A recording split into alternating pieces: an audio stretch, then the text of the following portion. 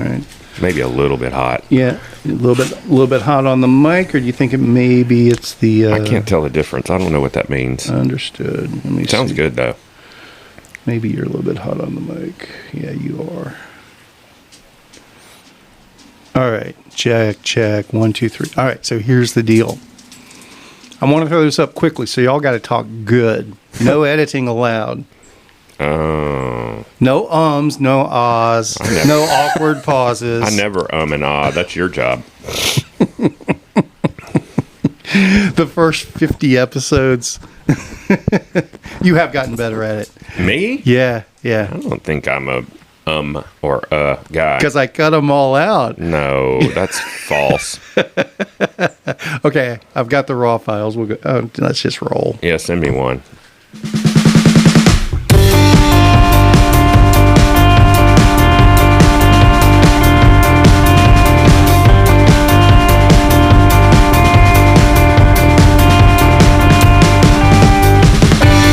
Hello, everyone. Welcome once again to ShiftLess, the show that is only about bicycles and cycling. And UFOs and ointments and Cinnamon oil. cinnamon leaf oil, coffee, plants, dogs. Bagels. Soon. Joined today by Mr. Shawn McAfee, one of my favorite gentlemen in wait a the minute. world. Did we ever check his mic? Uh-oh. Sounds good. Does it sound good to you? Sounds really good, yeah. All right. Yeah, good morning, right. guys. Thanks for having me out. Mid-pack, Mac Attack, Zwift Boy. Yeah. I've got so many nicknames. What can we just take 10 seconds and acknowledge this weather? It's finally here. Is this it for real this time? We're gonna have one more heat run. Really? Yeah. It looks like it's holding below 90 all I understand. for the 10-day. I count on one more break above 100 in October. It happens For almost sure. every year. Almost every year. But hey, if we're getting there, I'm happy with it. Now, that is one thing about your adventure this weekend. Mm-hmm. The high's only 88 on Saturday. Well, that's my point. Legendarily. It will be very, very horsey this weekend. The horse people are going to be out and about. Just a heads up. Yeah. What's the adventure this weekend? Oh, I think I'm going to do the Knob Hills to North Shore on my single speed just to get some single speed miles in before BT Epic. So, Very nice. you know. Very nice. Very nice. I like.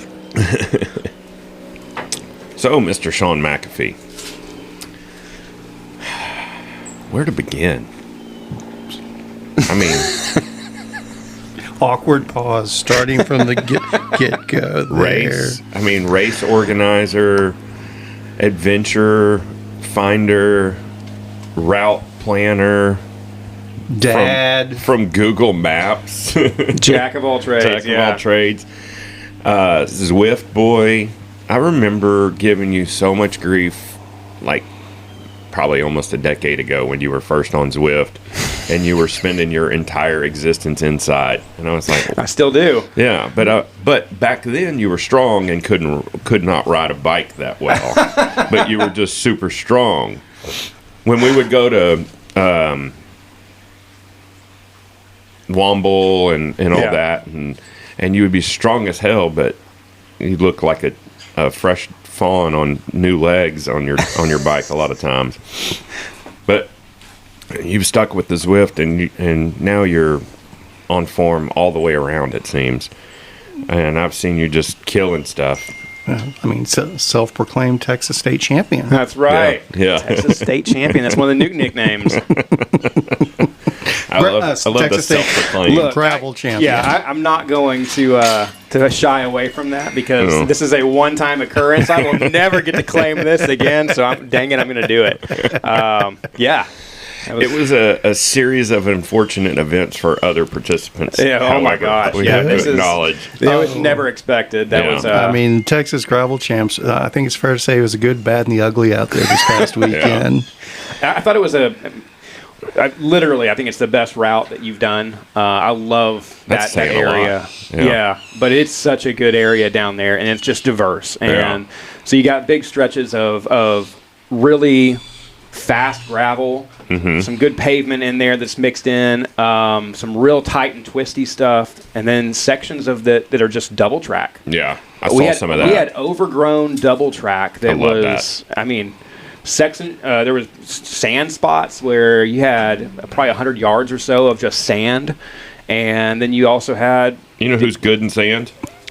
Emily Newsom. Yeah, listen to that. The actual Texas State Gravel Champ.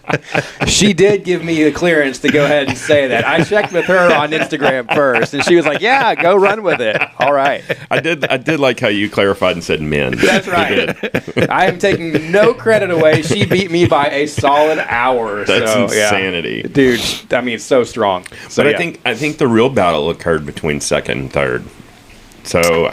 I know Justin called you out on that, which was hysterical, and I love how you posted the clip of me talking about him calling you out and basically calling him out for calling you out.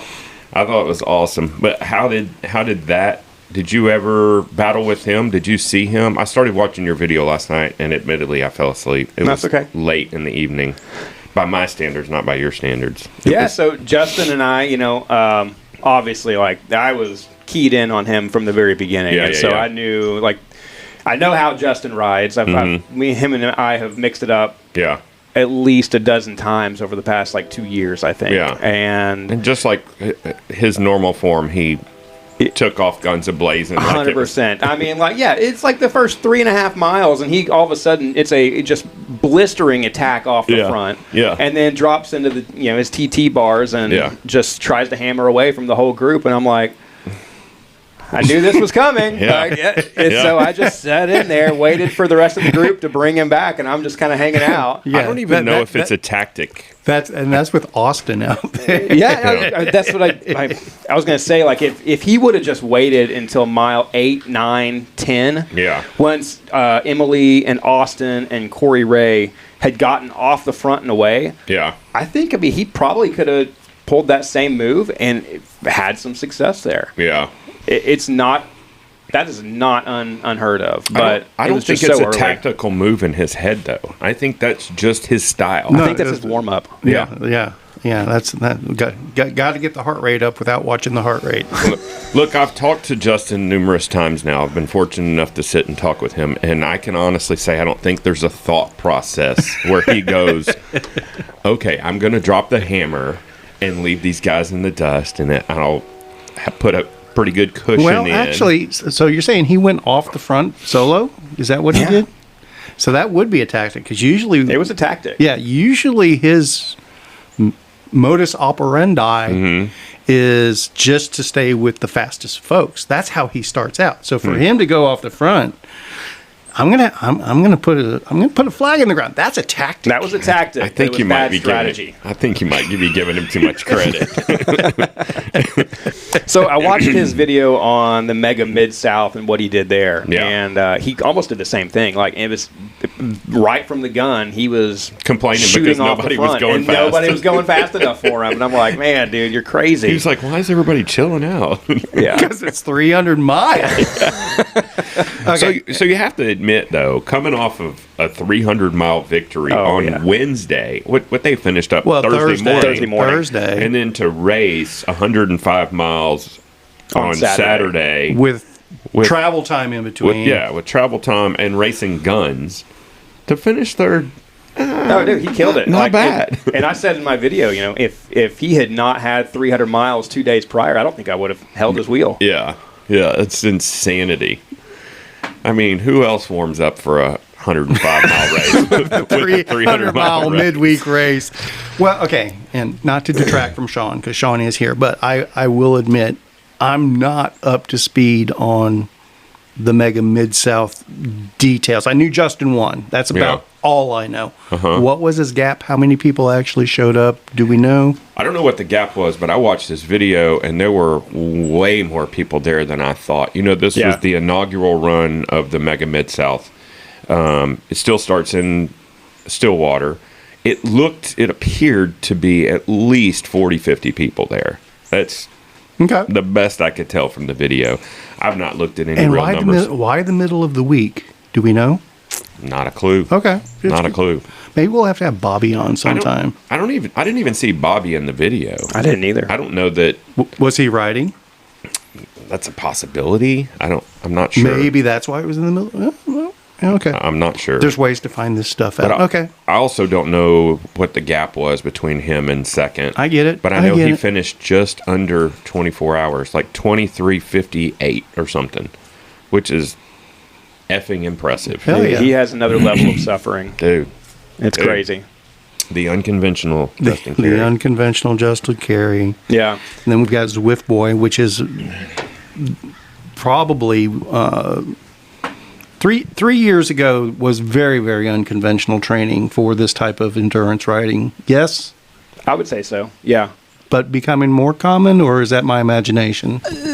I think it's still pretty uncommon. Okay. Yeah. Okay. I mean, you see a lot of people that do train for this stuff, but I think it's more mixed in. Like it's more structured training rather than just Zwift racing, which is what I do. Like that's pretty much all I do on there. Yeah, and Donahue's the same way. Yeah. I had a full-blown conversation with Donahue maybe a month back where I was just like, dude, when do you recover? And he goes, What's that? I guess I don't. I go, do you ever just have an easy day? He goes, no, I race Zwift like every day. And I'm like, so there's no days where you just go, I'm just gonna chill and ride for like an hour or two.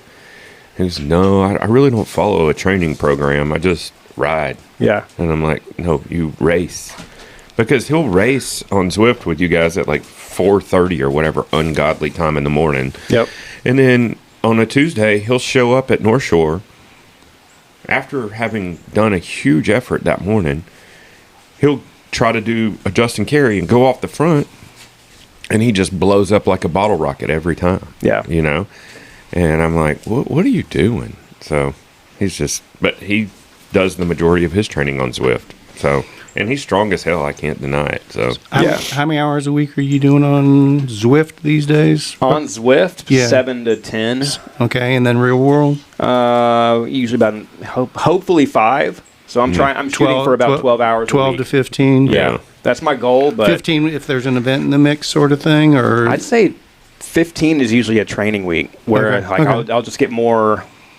And that doesn't happen very often because that's got to be like, oh, well, we don't have a race this week that we're hosting, and we don't have this going on. Yeah. And soccer practice got canceled for the kids, and like, so I'll get an extra 2 hours or 3 hours outside during the week. But yeah, generally every week I'm on Zwift for about 7 hours minimum.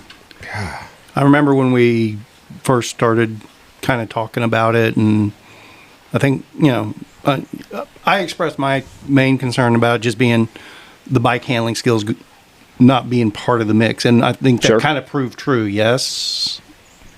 Coming out of COVID, I think there was definitely some of that happening where people had been on the trainer, they got all these big watts, that they had trained up, and they just didn't have pack handling skills. You heard about it at pretty much all the events, whether it was gravel, crit races, anything. You had people who had just crazy legs, lots of power, and then they didn't have the technical handling skills to sit in the middle of the group. So I think there's a truth to that. I don't know. I don't see it as much anymore, though. No, that's what I'm saying. That seems to have been alleviated somewhat. When in your estimate, what would on the mixture? She sees something. Paul is probably here. Gotcha. What ratio of real world riding to simulated riding do you think people need to keep those types of skills honed? Or is it just, as long as you get a ride in every once in a while, it'll be fine? I think it really depends on the person. I think Shawn's skills suck, so. I didn't say that. I was talking about years gone by. Like a baby fawn just learning its legs. Great description.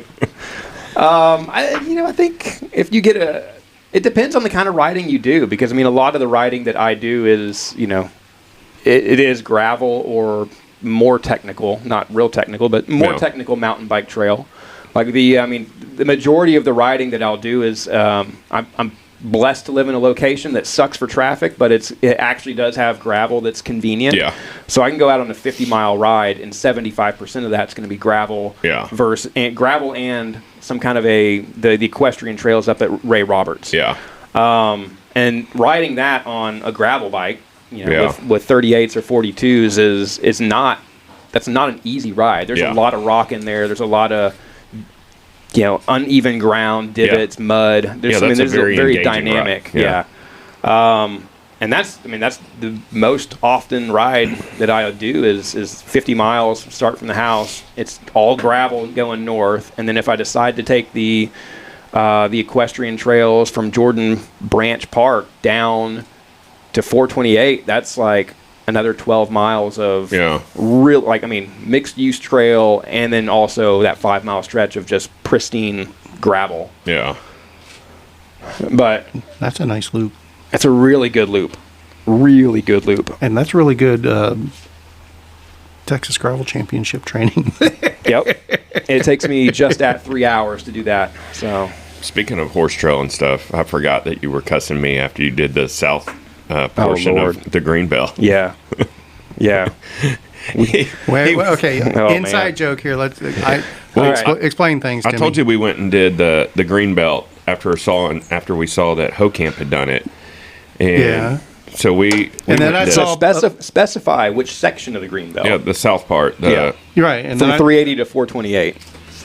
Or from 428 to 380. To 380. Going south.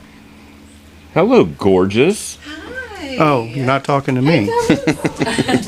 Hey, Paula. Hey, Paula. Hi, how's it going? Okay, so your bagel I'm going to heat up. For some reason, they didn't heat it up. So okay. Well, thank you. I was like, really? So, okay, yours is probably double messy. And then You're the best woman that has ever lived. how's the podcast going? Thank you. You're welcome. Fresh bagels. Yes. Okay. Episode 79 brought to you by Dan's Bagels. This is episode 80, isn't it? No, this is 79. Oh, okay. So anyway, Brad had gone out. Caleb and Redman and Red. Yeah. And so they went out and they rode from 428 down the Greenbelt to 380, which had been closed for 6 months? Well, to be since fair, the we didn't floods. go all the way to 380. We went to the railroad crossing. Oh, The railroad. that's a big difference. That is a big difference, yeah. It's like a mile. Yeah, that last mile is Yeah. that's what I'm talking about. That's a big The difference. whole thing was a shit show. Oh, my No, God. I The whole understand. thing. Well, no, I remember you talking about that and talking about the flowing water, and Yeah. but it was still a fun adventure. Blah blah blah blah blah. Oh, yeah. I thought you had gone all the way to 380, No. and I saw Sean's pictures. It's like, good God, that's not what Brad ran into. Oh, yeah. Oh, yeah, it was. That's what the whole Did you deal go was. all the way to 380? Yeah. And then the stretch from the railroad track down to 380 was by far the worst. That's going to be the worst Oh. part. And it's going to be muck. I mean, there too. wasn't anything good before that. No, it wasn't very good before that Well, either. at least it's fairly firm bottom before that. I don't know. Because relatively speaking, compared to that last mile to 380. So yeah, I came back cursing you Holy and hell. Caleb and Red for that. Can you pass me that cinnamon oil again, man? They are. I thought I put some on. These skiers are tearing up my You got to ankles. put more on there. Well, I've always done it before, and just a drop here and there did the trick. But they are tearing up my ankles. You're going to have to excuse me. I'm going to put this in my mouth. And he is talking about a bagel. Yep. So we were doing the same thing while we were doing that. We were like, holy shit, Hocamp came through here solo and just on a whim and just kept moving. And it was a lot. I mean, there was portions where we were so deep in, we were like, well, there's no point in turning around, because then we're going to have to go through all the shit we just came through. That Lox is smelling awesome. Yeah, I had the same experience, and I was just like, why did I do this? But if you don't try to go for an adventure every once in a while, Yeah, everyone. you have a really boring life. Every once in a while. And so McAfee was cussing me, and I said, You didn't ask me about it. I said, you didn't ask me anything. It's true. Fair. I was like, I would have told you it was going to suck. I just figured that the worst part of it was the running water through the middle of it, and that just looked like fun for you guys. Yeah, the way he described it, that was the downside. Right. He didn't say anything. I even listened to the podcast. Yeah. Dude, laying down in that running water was glorious. So you're saying Brad's an influencer? Oh yeah. Oh yeah. He's Not a good one, he's an but he is official an professional influencer now. No, it sucked. There was one section where we were walking because you couldn't ride your bike, and it almost got to the point where you almost couldn't walk because we were sinking so deep in the muck. So it was a tough little ride, but it was fun. It was adventure. I was more in awe of the fact that, A, you did it by yourself and Hocamp did it by themselves, because I don't know that I would have as much fun doing something like that by myself. It wasn't fun. Yeah. It wasn't fun at all. Mm-hmm. Yeah, that's a peer pressure adventure there. Yeah, I mean, it's classic Type 2 fun, where you're like, this kind of sucks while you're doing it, and then afterwards you're like, that was cool. I'm glad we did that. So. I'm going to beg to differ, but, Well, I mean, opinions. Opinions. I have heard I'm an asshole. So. Big teddy bear is what you are. So what's next for the gravel state champion of Texas? what do you... The men's gravel state champion. Men's, yeah. Men, the very fortunate men's. The men's between 30 and 40, bald-headed. Yeah. Also a race director. Also a race director from Little Elm. We do have to back up and acknowledge what happened to Austin Whittington. Oh, yeah. I mean, like I said, this was a perfect storm of just fortunate events for me that ended up putting me in first place for that, because there's at least 10 people that should have beat me. Yeah. And I mean, I don't know what it looked like back at the start and finish, but I'm guessing that it was just people slowly trickling in from cracking under the heat all day. It was turning into a death march. Quite frankly. Like I mean, it got hot as hell there. Yeah. And I mean, Emily didn't come in fresh, okay? And I mean, like you said, she was an hour ahead of you. Mm-hmm. So you were out there another hour after her. Temperatures getting even that much. I mean, it got hot. Yeah. Mm-hmm. For anybody listening, we had an over 100-degree weekend, and this is not ideally a high temperature course, but it always ends up being. It has been, yeah, both times. The first time I passed out in the gas station afterwards. So we used to do it in May, end of May, beginning of June, which should be the front of the season. It's like, well, we'll do it in September now. At least everybody will be heat acclimated, and the temperatures will come down some. No.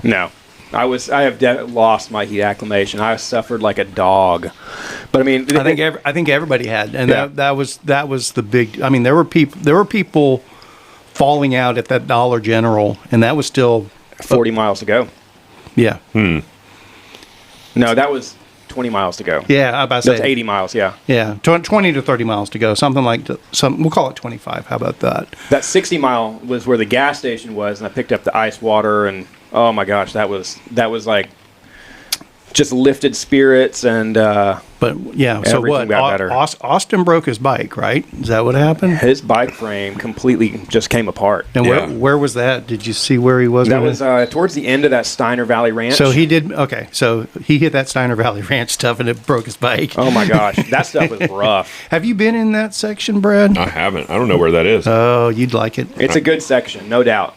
But there's no shade at all through the entire section. That was what was killing me. I mean, there was 3.5 hours that the temperature was over 100 degrees. There's shade in the morning when the sun's coming from the side. There wasn't at noon when we came through there. It was hot.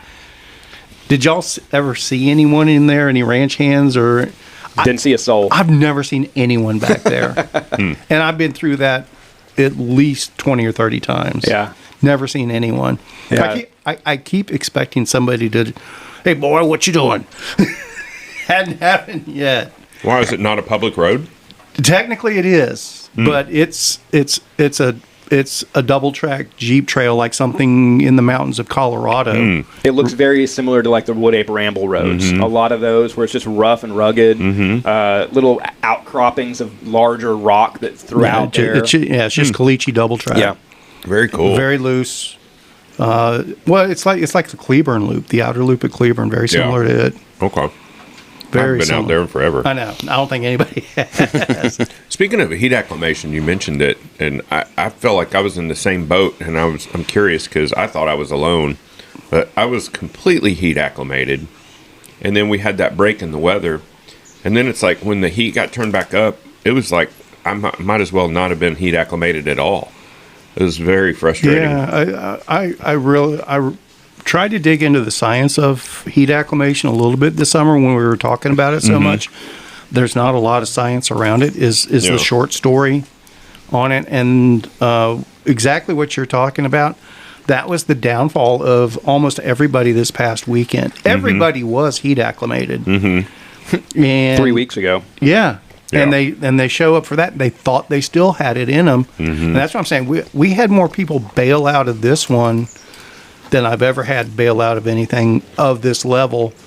And it's all people that it's not people, I haven't been on the bike in 3 months, let me go give it a try. These are all people that were well trained, heat acclimated, and everybody blew up. Everybody blew up. It was nuts. So yeah, like I said, there was at least 10 people that should have beaten me, and whenever I got to the finish, I pulled up, and I'm a shout out to Sheldon Johns, Mr. Texan Dad on Instagram. He's sitting there at the finish line and goes, "Hey, congrats, second place." And I'm like, "No, not a chance."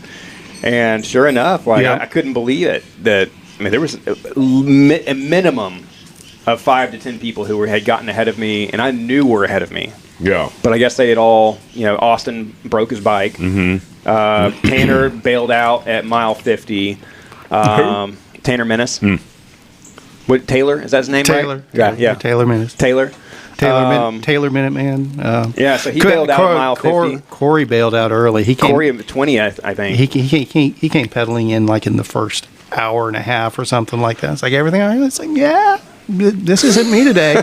He just packed up the car and left. He's like, that's a smart man right there. That was a rough day.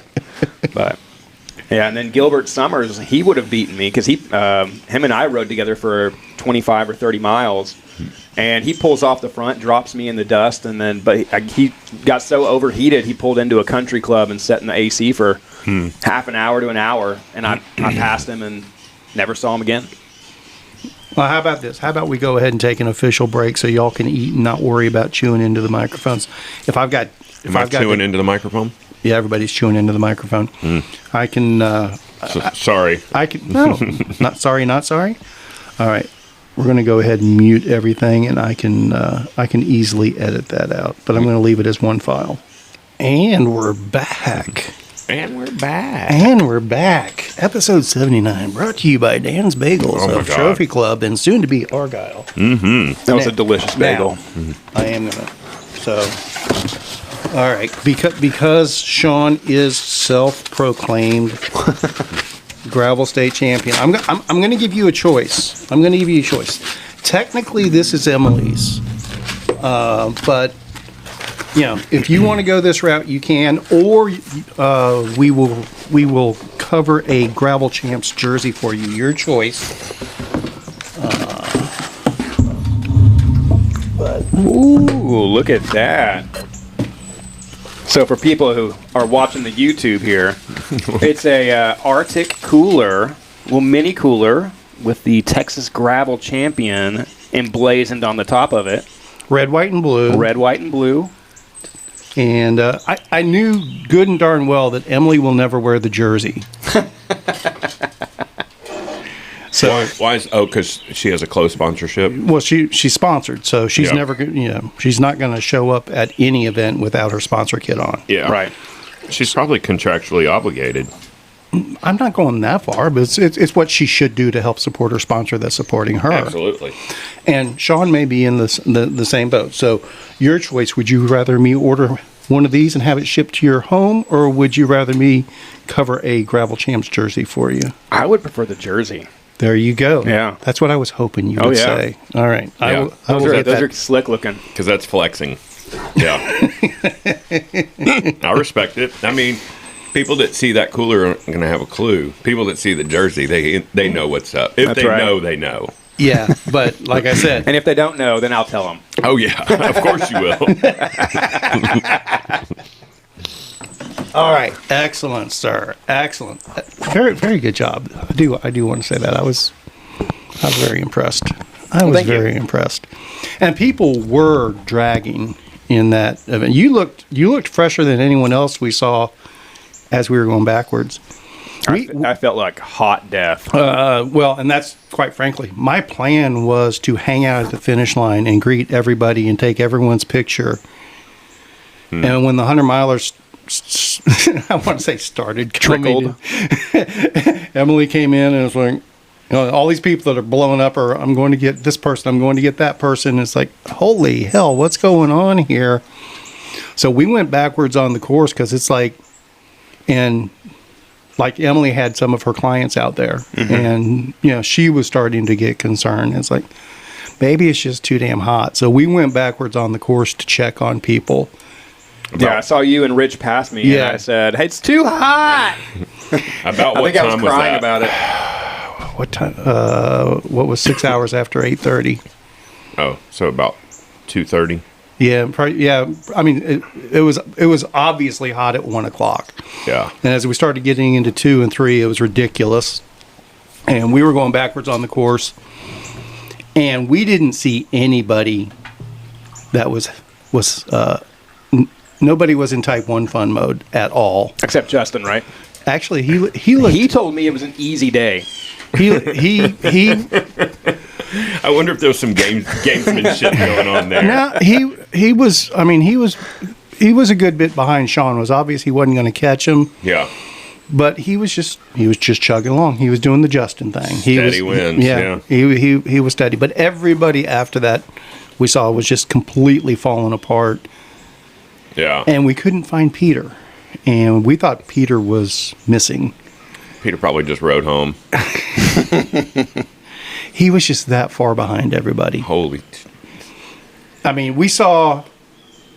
So driving, we saw the last guy before Peter going into that neighborhood, the first neighborhood, where over by the country club and all that. And we went backwards on the course all the way to Steiner Valley Ranch. Never saw Peter. It's like there's no way he's this far back. Something's going on. Peter totally disproves Zone 2 training.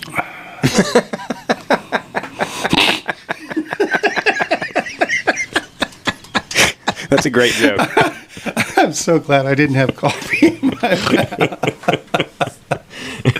I think he took 10.5 hours to finish. I think. Yes, so it was 4 more hours than I did. I remember seeing that and was like, oh my god. I manually plugged it in the next day at 10 hours and 47 minutes because I was just guessing at it. Okay. And I told him he wasn't an official finisher. And I got a Peter email like within 5 minutes. I finished at 10:09. Okay, Peter, yes, he finished at 10:09. Still 4 hours behind anybody else, man. But anyway, I love the video he posted on Facebook where the guy was giving him the award for his attempt at Judgment Day. Yeah. And he misquoted the mileage, and Peter immediately corrects him. That's very. I did 178 miles. Very, very, very, very Peter. And I'm not taking anything away from him. He keeps pushing through, but man, Peter, you're killing me, man. I love Peter, but we're going to be in trouble when he finds podcasts. No, he probably already has, quite frankly, but. It's one as an event promoter. Everybody needs a Peter as event promoter. Okay, so here's what ended up happening, and this I'm not blaming Peter. So Peter, don't take it this way. When you someday do hear this, I'm not blaming you for this, but because of that sequence of events, here's what ended up happening. It was nutso. So we go backwards looking for Peter. Don't see him.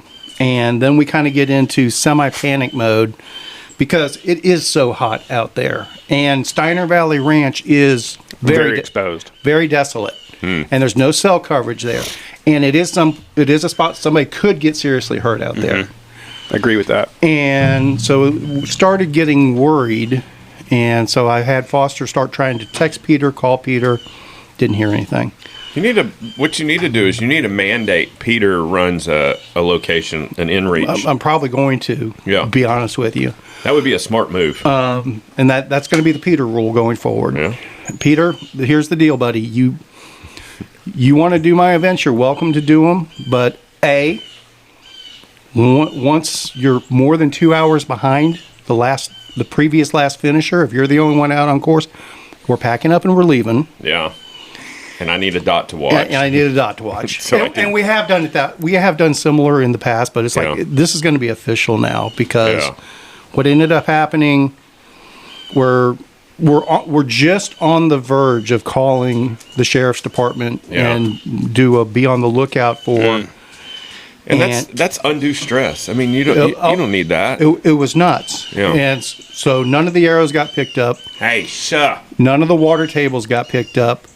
But finally we go backwards on the course one more time, and there's Peter. And it's like, okay, well, so we feel better now. But by the time we get everything sorted out, I've got 2 water tables out there, and none of the arrows are picked up. I start to head back to go pick up the closest water table. I'm going to leave the one out at Steiner Valley Ranch. It's like, I can leave that one. Nobody's going to be out there. That water table will be there. Heading towards Whitney, it's getting dark now, and I see this big old billow of smoke up over the skyline of Whitney. It's like, what the hell? And I get to Whitney, and I'm going to take my left to go pick up the water table, and there's a gazillion fire trucks and cop cars there, and they've got the whole town closed. Some kind of fire in town. Wow. I can't get to the water table. And it's a funky little corner where you can't go down the next road and go down. You have to go like down 5 miles and catch another farm and double back. It's like, fuck it, I'm just going home. What you do, man? There's a bug in my coffee. I'm about to say, did you have extra protein in the coffee there? Yeah, and if I would have known what it was, I probably would have eaten it. But so, too long of a story short, I left the water table. I come back the next day, and it's gone. It's gone. Of course it is. Brand new table, 5 water jugs. Oh, you know what? There was a table next to the dumpster at North Shore on Tuesday. I would have picked it up. I would have picked it up for you. I wasn't thinking about it. You know, it would have made a great water table. Okay. But so whatever. So that's what, $30 a jug times 5. So that's $150. Another $40 for the table that's gone. And to top it off, this was actually the one that really had gotten me. Since everything was so late and I didn't get any arrows picked up, I knew I was coming all the way back. We had the pavilion reserved for both days because originally we were going to do 2 days of events, but one was a 100-degree weekend. Fuck it, we're just doing Saturday. Yeah. I had left our big water trough that we ice down drinks in and a garbage bag there. Yeah. And I pick up arrows and I wind back there about 11 o'clock. I'm gonna grab my trough and the garbage bag and throw it in the dumpster there. And the camp host waves me down. I threw your trash away for you. It's like, I was just now coming to get. I've got this place rented until 9 p.m. tonight. Yeah. And so he's making a big deal about that. I was like, oh, okay. So, well, sorry about that. That's why I'm here. I was coming to throw it away right now. Yeah. Well, you left the trough for me, though, right? Oh, threw that away, too. So it's a $60 trough from Tractor Supply in the dumpster at Lake Whitney during a fishing tournament. I'm not diving in that dumpster. Golly. Speaking of arrows, do you have any outside obligation other than your own moral obligation to pick up arrows?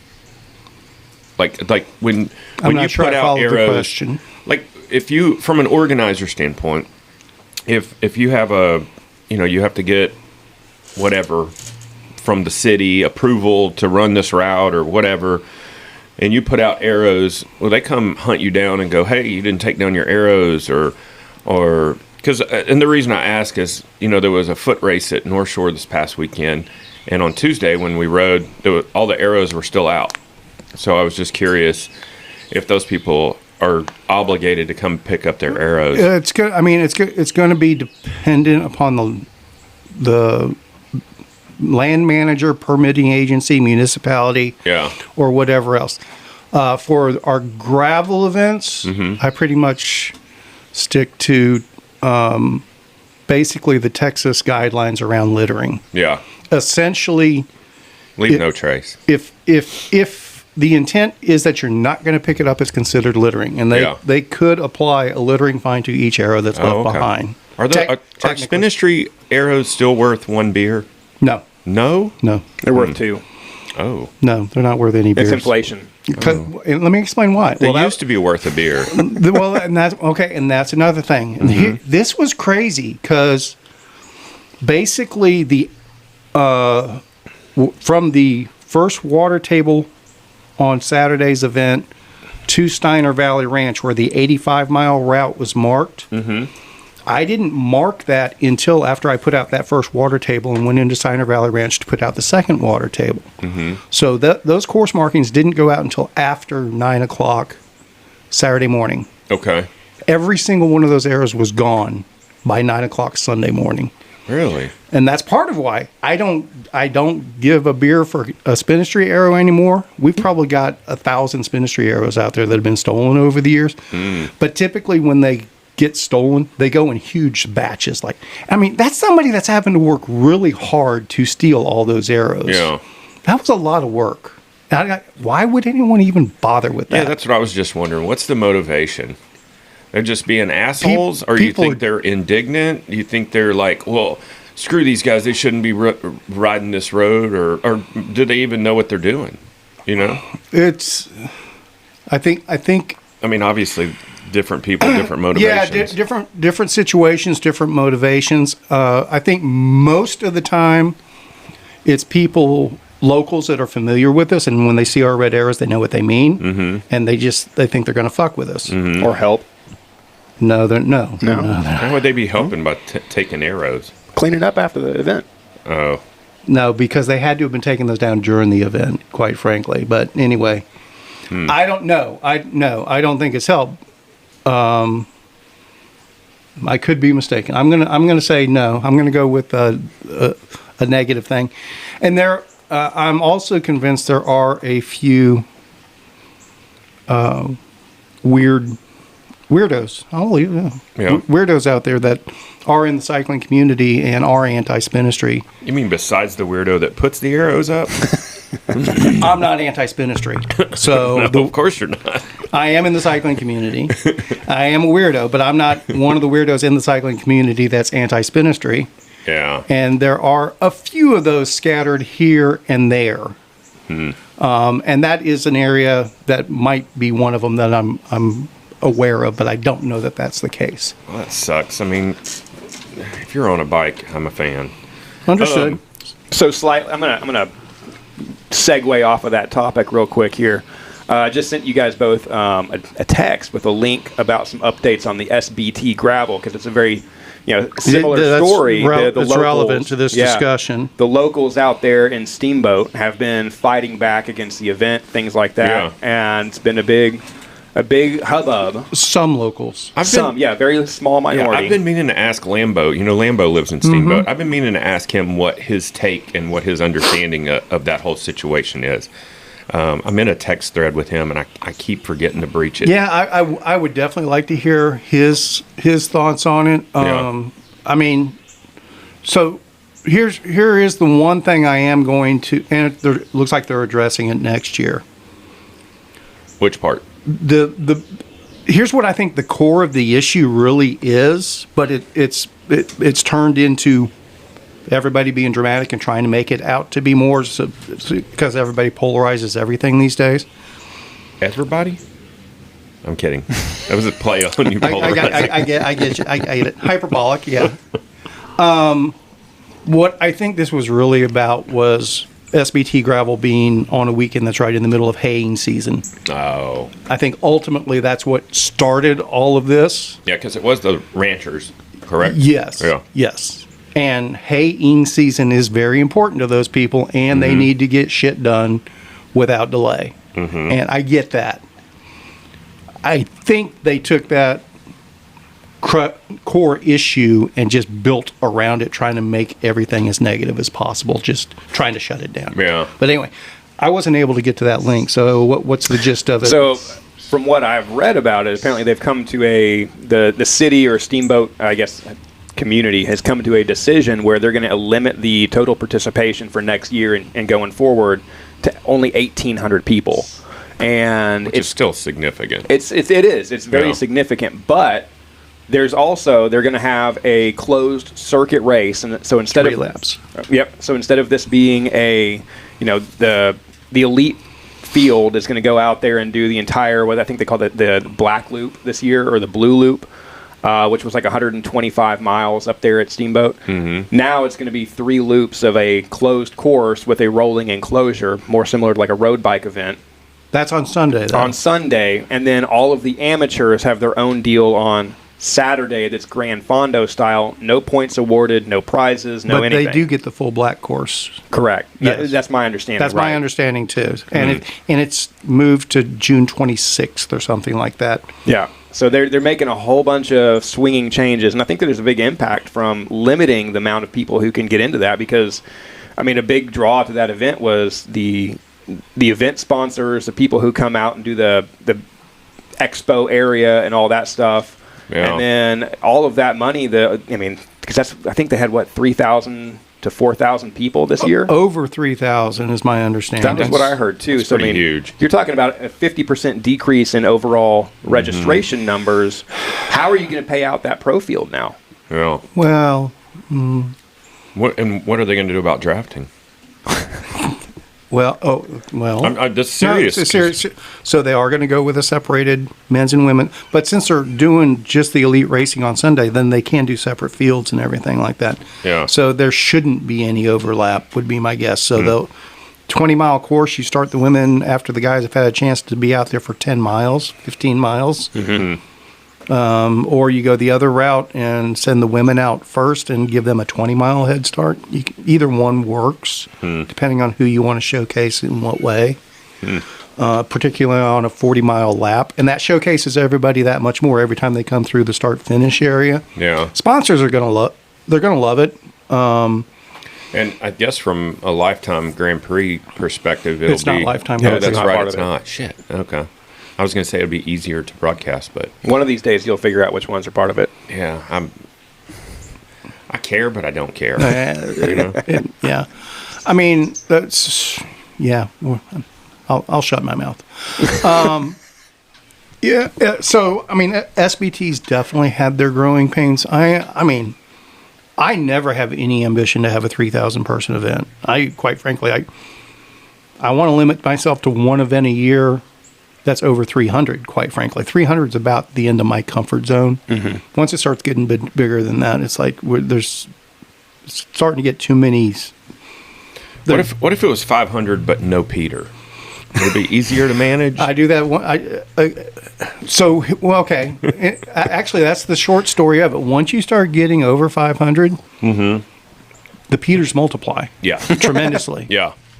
Yeah, and actually, it's like a 1 per 200 ratio. Peter's or so. at the front of the Peter pack at that point, so you've got people behind Peter. Yeah, and we ran into that once, and actually, I'll leave. I'll let y'all figure out who I'm talking about. But we had one of those people that pretty sure is Texas Chainring Massacre. Finished late at night one night, and I guess I'm an asshole. And they weren't happy that everything was all torn down and everything like that, even though it was after dark and probably 2 hours since the last finisher. And I think I made a comment something along the lines, I was just about to go out looking for you, and this person took it the wrong way, like I was chastising him. And they felt that I'm a subpar race promoter, and they just decided to go ahead and start their own gravel race. So, more power to you. If you don't like what I do, go start your own gravel race. Go for it. Yeah. And throw me under the bus from then on. You're more than welcome to. I would have just said this is the Texas Chainring Massacre, not the Midnight Massacre. Should have finished before dark. I have way less compassion than you do, and that's saying something. That really is. Actually, I'm a very compassionate person. Okay. I'm very compassionate. I just don't have much give a shit. I don't have much patience. Yeah. The tact and how he delivers it is maybe lacking. So the compassion's there. I want to bring this back to our current gravel state champion of men. Men only. Men. Bald-headed men. I wanted to talk about your bike setup. Like, I want you to walk us through your bike build, just the highlights and everything, and then how it worked or didn't work for this weekend. Like, is there any changes you would have made, and we want to talk about all your Dylan Johnson style marginal gains, if you will. Yeah. So, well, I've told you for a long time, Brad. Yeah. If you can choose to be anything in life, choose to be. I don't know. Arrow. Oh, yeah. Arrow. This is true. I have heard you say that. Yeah. Yeah. I'm all about the aerodynamic. Yeah, I get gains. that. Like I get that. I think it's very important, especially in Texas. Weight doesn't matter here for the most part. Yeah. So, but wind absolutely matters. Yeah. So I've got a 3T Exploro knockoff. They're Gen 1. So I don't know. And now they've got some nickname for it now. Yeah. But it was the very first generation of the 3T Exploro. Yeah. And so I've got a Chinese carbon knockoff of that frame. Pretty much identical. Yeah. I've had it for, this is I think the third year that I've been running that bike. Mm-hmm. And I love it. I have beaten it to all Kingdom Come. Have ridden single track on it. I've done, the all or nothing race out at 4R Ranch I did on that bike. It's definitely been put through some pretty gnarly stuff. Yeah. Not easy roads at all. I've got 700 by 42s on it for this last weekend. And I sent you guys a picture. There's literally the little hairs on those tires rub up against the frame on the bike. So when those tires are brand new, you're talking a millimeter or two of rear clearance. Yeah. So if we had any mud at all, I would be... You're hosed. I'm a hot mess. But I had 38s on there for a long time. I loved those tires, but they got hard to find for some reason locally. Yeah. And I wanted some a little bit more everybody's volume. getting away from 38s. I think 38s are on the small side now for gravel. 40s and 42s are on the small side now. Yeah. So the 38s I was running were the Vittoria Torino dries, and those, man, I cannot rave about those tires enough. They were just fantastic. As long as it's dry. No, those were the prior tires. They were 38s. 38s. Yeah, and that's what I'm saying, though. But the tire itself. Yeah, the tire. As long as you're in a dry environment, you get those in any kind of mud, and you're done, because it's basically I will disagree. Really? Yeah, absolutely. Is that what you did the Chainring Massacre? That's what I did in the Chainring Massacre. We went through there was a big section of mud. 3 miles of mud. Oh, really? I rode through the entire section. Am I thinking of the right tire? Does it look like a snakeskin, kind of? I have no idea. It looks like a tire to me. And it's got a tan wall, so you'll love that. Caleb will too. I'm a big tan wall fan. Yeah. So the 42s I put on, because I couldn't find any more of the 38 Torino dries, so I got a Specialized Pathfinder Pro and a 42. So, increase the volume just a little bit. The one change I would have made this past weekend is a little bit less pressure. A little bit less. What were you running? I'm still trying to dial that in on these tires. But where were you at? I cannot figure it out. About 30. You were 30 and you felt that was a bit much? Yeah. Interesting. I felt like it's a rough course. Rougher than most. Understood. Most of the gravel that we have around this area. Well, the Torino Dry comes in a 40. That might be your perfect tire. So, just for reference sake, for anyone else that's listening, because everyone's always, what tire pressure? And people never ask the right questions associated with that. What's your current rolling weight yourself these days? 175. 175 and 30, and you're not on Give the or lightest. Take 3 pounds per day. You're not on the lightest bike, but it's not a heavy bike. No, it's not heavy. Not too heavy. And what's the width on those rims? No clue. No clue. They're roadie rims. Yeah, but they look like they're. I can't tell just from this picture, but they're carbon, right? Mm-hmm. I went up to Velo Republic one day and said, Gabe, I want some carbon wheels. And he said, well, I've got these hanging on the wall. I'll cut you a deal. And I'm like, sounds good. Let's go. I like deals. Yeah. Yeah. So that's, and again, like I've ridden single track on them. I've done a lot. And so far they've held up. Hell yeah. And they're not, key is they're not hookless. Oh, really? Yeah. Okay. They're still the old-fashioned build with the hooked rim. Nobody should go hookless. I agree with that. It's a bad move. I don't have an opinion. I understand. You will. I think you will everybody. if you ride 'em. I think everybody should do what they want to do. Nobody should go hookless. I think if they want to go hookless, they should go hookless. So, going back to the bike, I've got a set of aero bars on the front. They're not floppy aero bars. Yeah, the floppy armrest. It's like a bumblebee. That was the most annoying part about your video. I have to admit. It's the most annoying part about riding that bike altogether. Yeah. I would replace those aero bars in a heartbeat, but I've got them right now. So. And why not run fixed?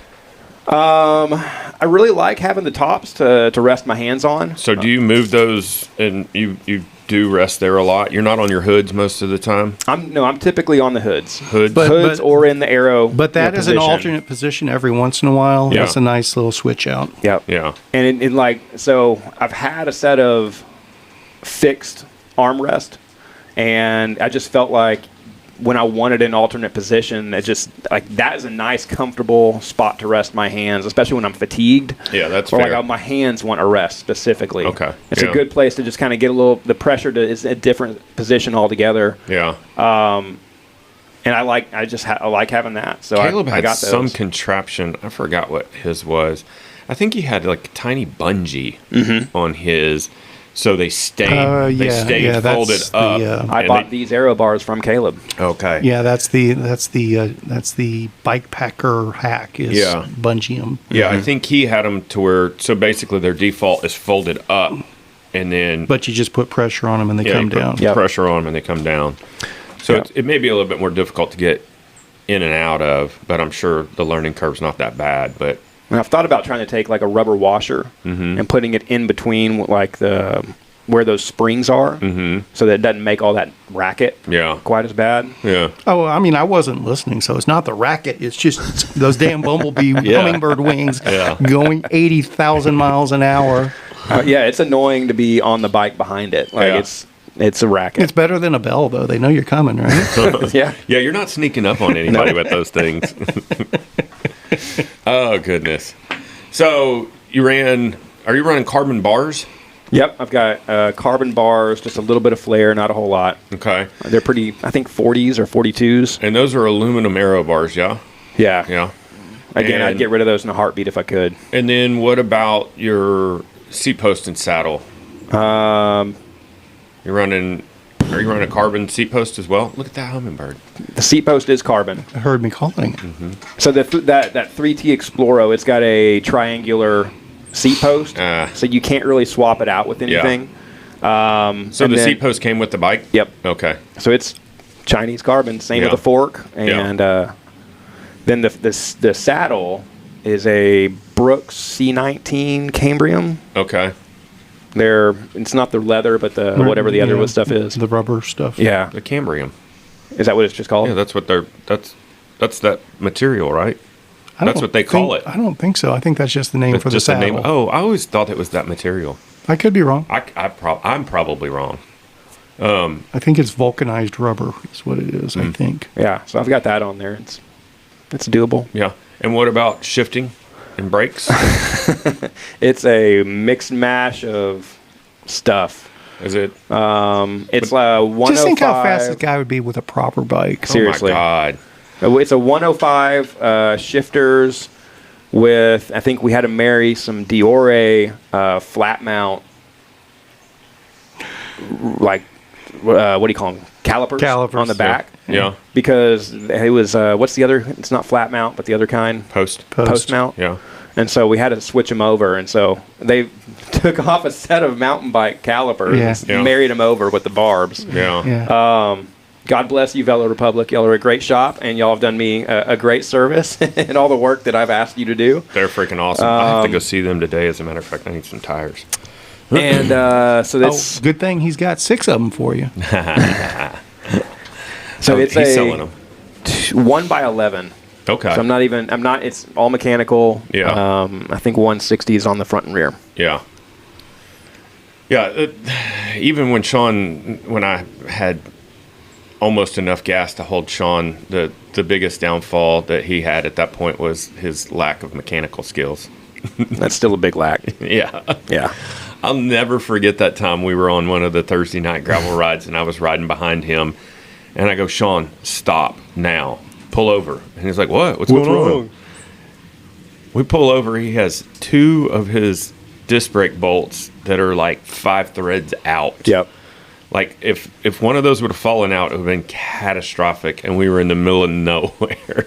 Yeah. And I was like, dude, you ever check your bike? And you just looked at me like, And I ride my bike. And then when we were doing Arkansas high country, the very first night, we're like 80 miles in. It's dark, and Shawn has a mechanical, and I'm like right behind him, like maybe 100 feet behind him. He's like, oh, something's wrong with my bike. And I go, don't touch it. Don't touch it. Whatever you do, don't touch it.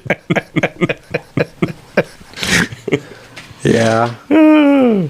Yeah, my mechanical prowess is not improved. That's okay, dude. All you have to do is ride your bike. Be fast. You know, when it breaks, replace it or find somebody to fix it. Yep. You know? So if a Magic bicycle sponsor were to just drop out of the sky and go, here, Texas State Gravel Champion, we want to sponsor you with a bike now, who would be your ideal gravel bike sponsor now? If you could have any bike you wanted, what would it be? Off the shelf, not a build, just not piecing and partying things together, just off the shelf.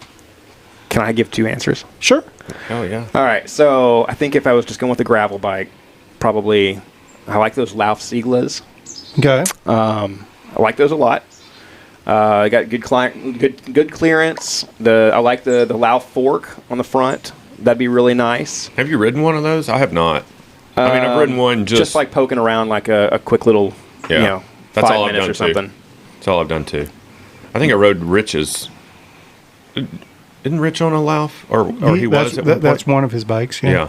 I think I rode his at 4R at one point. We were on a bike packing deal or something. That's also when I reached over and grabbed his brake on one of those rides. And I've never seen Rich so mad. I thought he was going to stop his bike and try to kick my ass. He was so mad. You're really intruding on his comfort zone there. There's no doubt about that. All right, so Lauf Sigla. I like that bike a lot. So what I'd really like is to kind of go with a hybrid and go with the Trek Super Caliber mountain bike. That's the short travel, full suspension. Put drop bars on that. And just run it as a cross-country mountain bike, bike packing, gravel bike, do it all, kind of anything with gears. That would be my. I think it's painfully obvious that drop bar mountain bikes are the next big thing. Now, is it going to be a huge thing? Probably not. Is it going to be a bigger thing than fat bikes ever were? Definitely. Yeah. But I would love to see Niner update their Magic Carpet ride, though. You want to, or they are? Bike. I want them to. They're not going to. No, they're basically out of business. Yeah.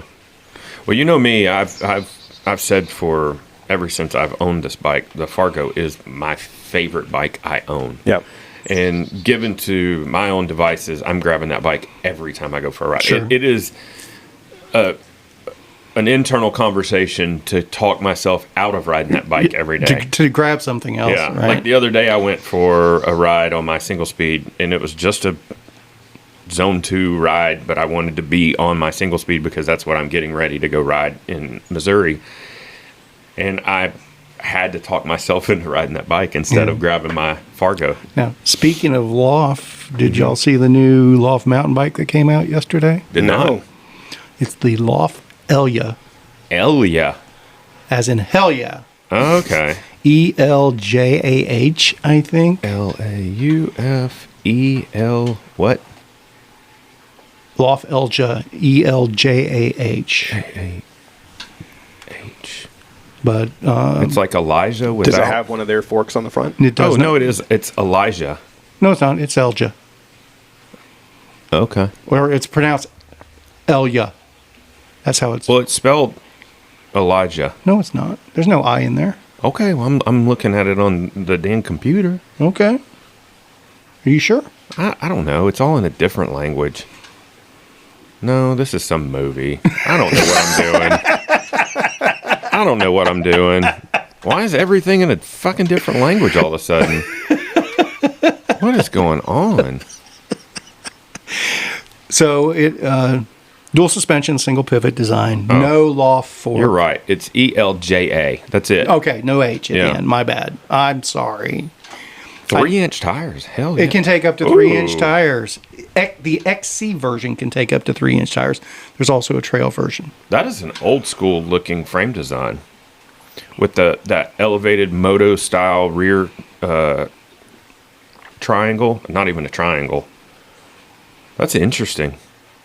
I want to take one for a test spin. What do they call it, like a high pivot? Yeah. So episode 79 brought to you by Loft Benedict. 66-degree head angle. Fits 3 water bottles? Come on. Want a Where? full suspension? Under the down tube, on top of the down tube, under the top tube. Yeah, with a under fid the lock. top tube. That's something you don't see on a full suspension bike. So I mean, I think more companies are getting there. yeah, I mean, we've been loft friendly since they first came out, and I get it. I'm not, you know me, I'm very much a proponent of buy a bike from the bike shop, and I still am. But if you're going to buy direct, if you're going to be one of those that has to buy direct, and you're not going to deal with a shop, I think Loft is Loft's the better option out there as opposed to a lot of the other directions people go. And now you can throw mountain bikes in the mix as well, which I think is really cool. What does this mean? This says starting price $45.90 USD, and then in parentheses it says Weekend Warrior transmission. Is that did I miss something? Is that slang, or is that a new transmission? I'm guessing that's marketing talk from them. Well, Weekend Warrior is a trim level that was on their gravel bikes. Oh, is that just their in-house? That's their blanket for that component package. I'm guessing. I haven't dug down to the different package levels. Okay. So I got a little bit thrown off because when I looked at it yesterday, I was just seeing their lowest price bike. It was like at $7,500. It says but starting price. Right. And, but that was maybe the website wasn't completely. So this is on Pink Bike. Okay. So they've got trail versions and they've got XC versions. I think the XC version starts at $7,500. The trail version starts at $4,500 roughly, I think. But I haven't dug down to all the different levels. They're all. Well, it looks like they're all electronic shifting. Yeah. It's different, obviously different suspensions and everything else. But But I'm guessing the XC bikes have all the carbon everythings and all that good stuff. So it looks pretty sexy, but it to me, even though I'm gonna talk out of both sides of my mouth real quick. It looks like a throwback design, even though it has futuristic lines. If that makes any sense. And I think they've expressed this isn't the time to reinvent the wheel. It's the time to make a better wheel. Yeah. Sort of thing. But I love how the pivot is above the bottom bracket, and the bottom bracket is just kind of hanging out there and out the bottom. Yeah. When I first saw the pictures, it's like, is this an e-bike? And it's like, oh no, it's not. So. Ooh, and it comes in black. That's sexy in black. The black is really sexy. Yeah. Huh. It really is. So it's a bold direction. Yeah. It'll be, but not out until March. Yeah, it doesn't look like any other full suspension that's out there. So I thought I will say the 3 water bottles. The only one that'll fit a full size bottle is the one on the underside of the down tube. Okay. The 2 on the inside of the frame are like these little mini bottles. That's better than a lot of the dual suspension bikes that fit only have one mini bottle. Yeah. Yeah. So, I'll take it. It is an upgrade over a lot that are out there right now. Yeah, I totally agree. It's an interesting looking bike. I mean, I would be interested to ride one. Asymmetric swing arm. I mean, the whole thing's just. Now you want to talk interesting looking bikes? Mm-hmm. Brompton came out with their gravel bike. Okay. The folding bike company? Is it a folding gravel bike? It's a folding gravel bike, the G1, with 20-inch wheels instead. I think I saw that. Was it on Pathless Pedaled? I think he just got a regular Brompton. He may. Oh no, he did what? Sea Otter Euro and did a ride around on one. Maybe. I think so. Yeah. Yeah. So I am very, very intrigued by the Brompton folding gravel bike. I'll be honest. What's it called? The G1. The G1. It's not on their site yet. I think it is. Oh, G-Line. That's it. But it's not available in the U.S. yet. Next year sometime. Dadgummit. Episode 79 brought to you by Brompton. I do have an affiliate link for Brompton. I can throw that in there. The most versatile bike in the world, coming 2025. You know, I get the allure to these, you know, especially if you live in the city and you ride the subway and you commute and that kind of stuff. But they are ugly as homemade sin. Typically, I agree. This with the 20-inch wheels, this one looks a little better. I'll be honest with you. They all have 20-inch wheels, no, don't they? 16. Oh. They just... I understand. It's a whole nother facet of bikes. I wouldn't mind having one in the stable. I will say that. I mean, I think the cool thing with them is if you drove a small car and you wanted to go to the park and ride your bike, you could literally fold it up and put it in the trunk, and it could just live there. Yep. And so you go, oh, I can go to the park today, and you just pull it out and ride. I love that aspect, you know. But God, they're so ugly for as expensive as they are. Well, and supposedly that's the big one of the big selling features of this G-Line.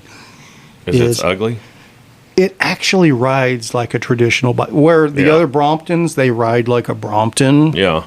This one, evidently, they got the geometries where when you're on it, it feels like you're riding a full-size bike. I mean, obviously, you're not going to have the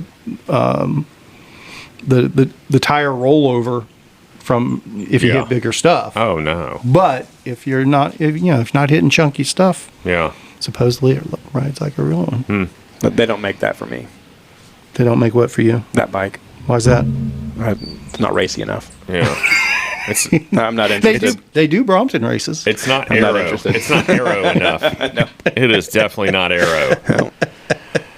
Yeah, that doesn't interest me in the very least. I mean, it interests me in the fact that it's a bike and it gets, it reaches a whole nother aspect of people that might not be on a bike. Trust me, I get it. I get it, and I agree. Until they threw this one out there, it's like I never really thought about it.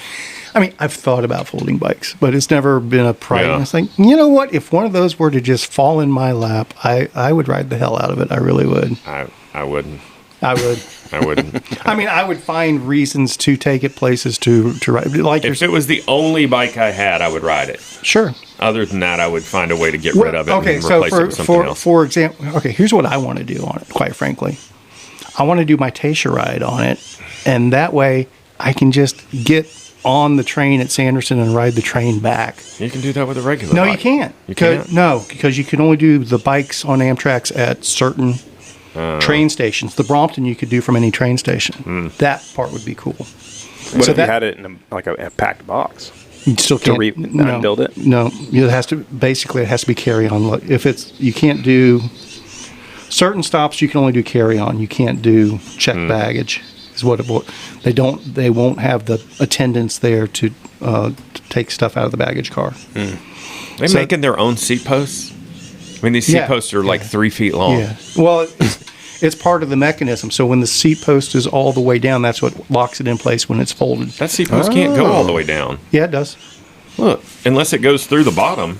It basically does. When it starts folding, when you fold it all the way up. Then the seat post goes all the way down to the frame. You see how long that seat post is? I mean, I've been accused of having a lot of seat posts showing on some of my bikes, but that is... The bike scissors like this. It doesn't fold over sideways. It scissors down. Huh. So Scissoring. I knew he was going to go there. only for well, I don't know what you're talking about. What is that? So I think our listening I'm going audience to change knows. the topic on us real quick, but I'm really excited about this upcoming Wednesday. You don't want to talk about about scissoring scissoring? anymore? Still suck on scissoring. I couldn't pass the scissoring classes back in kindergarten. You know, Are You were left-handed? scissoring in my kindergarten? shapes just weren't right. Are you left-handed? No, No? I'm kidding. Okay, Okay. I'm sorry. I'm a great scissorer. What's Wednesday? What's the name of it? The Rat 1000 documentary. 1,000 miles in a dusty saddle or something like that. Yeah. I am really excited about this. I'm coming. Paula's leaving town on Tuesday. Okay. Paula's going. Her and Kieran are going to Florida for a week, and then Kieran's going to stay there for an additional 2 weeks or something. Okay. So I'm going to be batching it. Ooh. So I'm going to come to the movie tavern.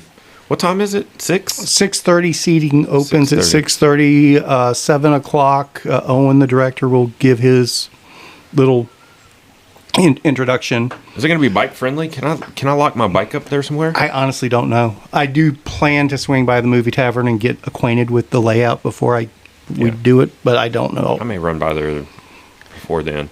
And you and Jan have already seen a pre-showing before they were done editing, right? I've seen the rough cut. Yeah. I've seen the rough cut, and I was very pleased by it. I think I might have seen some rough cut. I sent it to you Yeah. because we talked about it a little bit. I wasn't sure if I was supposed to say that, so I was. No, you had. I was giving you a chance to say no. You haven't seen it. You had permission to see the rough Okay. cut, and you're going to be more objective than I. And I'm not asking for details, but generally speaking, worth a viewing. Do you think? Oh, dude, just on content alone, not to mention quality. Yeah, I can't wait to see the finished product. I'm stoked. I am too. It's like a 40-minute film itself. So start seating at 6:30, and it's a movie tavern, so you can order beer and food and stuff like that. Owen will introduce short introduction, watch the movie, so probably starting about 7:45. Yeah. He'll do questions and answers, and we'll just be socializing, and we have the room until 9 p.m. Yeah, I think I'm gonna ride over there and then hang out a little bit and then ride back Okay, from there. that's not a terrible plan. It's only, I'm not doing that because I leave for the Rat the next day, hopping on the train in Fort Worth. That's perfect timing. yeah. Yep. We kind of squeezed it in there. They got it all done, and it was like, ideally, we probably would have wanted a full month to promote it and try to Yeah. put together as big a crowd. But I liked being able to roll it out prior to the Rat. Yeah. This year. So. Yeah. It wouldn't have made much sense coming out post Rat. So we will. Yeah. I mean, it's still valid. Yeah, it's still cool, but I mean, you definitely have all the people who've been watching, this year's participants. Yeah. And Very interested at that point. Yeah, So. I mean, and this is a Spinistry supported screening. We're donating the screen, the auditorium for this, but it's a fundraiser for the Owen and Nick, the guys that put the film together, to offset some of their costs. Yeah. This was not a Spinistry commercial. We had nothing to do with the production of it. They just reached out to us, hey, we want to do a documentary on this ride. Are you okay with this? Like, knock yourself out. Go do what you want to. Are they going to film again this year? I don't believe so. Yeah. I think originally that was their rough idea. They were going to make it a 2-year project, but I think they got everything they wanted in year one. And that's what, quite frankly, again, it's a fundraiser for them to offset their costs. They're taking a flyer. This is Owen's first film project of any kind. Huh. I think he did a hell of a job. Yeah. And they're just wanting to offset some of their costs to put it together. So we're helping them with that. And, if it creates any interest, maybe they'll do some more screenings on their own. I don't know. Yeah. But, I mean, they're not going to get rich off this as a documentary. That's not what they're trying to do. But, if I can help them offset some of their costs. So, God. it's Supreme. So what was the main focus of this? Was this kind of like just a pet project, and he wanted to cut his teeth on this particular event as making documentaries? Does he have a cycling interest? There's so many. I think those are all excellent questions for the showing. Yeah, I'm curious. Those are better questions for Owen than me. Yeah. So are you gonna try to cut a live podcast while you're out there?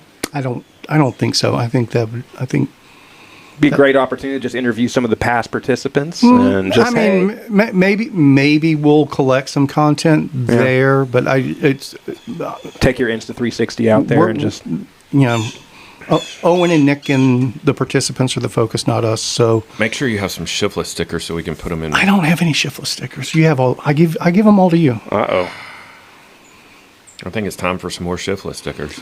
I'm gonna have to go somewhere. I'm gonna have to find a new supplier. Why? What happened? They cut you off? No. They got all political. So. I saw that. Yeah, I'm pretty sure I use the same people, and it's I don't mind what views anybody has. Don't shove it down my throat. Yeah. I'm unaware. Maybe you can tell me off air later. Yeah, let's do that. So I had a guy at Judgment Day, the Dorba Judgment Day this year, because I had a support tent set up at IDB. He said he's from Bentonville, and he swung by the tent and was talking to me. He was like, "Hey, I want to get your sticker business," and I'm like, "Well, I'd love to find somebody like that'd be interested in handling that." And he was supposed to give me his card, and he never did. But who was it? I have no idea. I know there are other suppliers out there, and I just haven't gotten around to hunting it down. And I bet Josh Dean knows who it is. And I'm not. Josh Dean knows everybody in Bentonville. I'm not going to. This next week hectic for me getting ready for the rat. So So you don't have any ShiftLess stickers left? Oh, I may have some. Let me reach out to Avery. Avery. Oh gosh, what's his name? Avery something. The guy with the hair? No. Okay. No hair. He runs Free Motion Printing. He's one of the sponsors for the DFW series. We are putting this episode up today. That's why I said these guys got to talk really good because we're not editing. I'm going to take out that middle bagel section and just upload this. There will be a link to the screening in the show notes for sure. Definitely, please come out and join us. Kevin will have a free ShiftLess sticker for you. No, Brad will. I'll have Spinistry stickers. I got all sorts of Spinistry stickers that I've been collecting over the years. But the ShiftLess stickers, I give all those to you and Caleb. Okay. But they keep popping up in random places. Yeah, I tagged one yesterday. I went to. I had an amazing day yesterday. It was from start to finish, and we went to Three Nations Brewery. And they have a pole in their tap room that's just covered with stickers.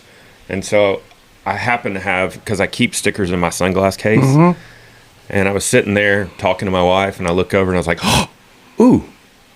And I went to pull a sticker out. And Which one's Three Nations? The one right by Cane Rosso where we ate after our 100-miler. Oh, okay. Yeah. Okay, very nice. And I pulled the sticker out, and the girl behind the counter goes, what sticker are you putting out there? Almost like it needed to be approved. And I was like, and she goes, oh, I don't give a shit. I just want to know what sticker. I'm just curious. Yeah. So I'm the sticker editor. Yeah.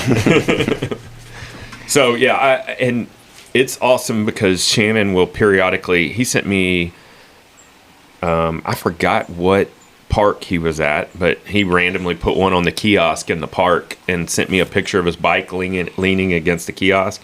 I was like, cool. Huntsville, I think, State Park. Okay. And sent me a picture, and I was like, cool. And he goes, no, zoom in. And I zoomed in, and there's a ShiftLess sticker, and Bragg will randomly send me. So there's ShiftLess stickers around in Houston. Right. It's pretty cool. I like it. Very cool. Yeah.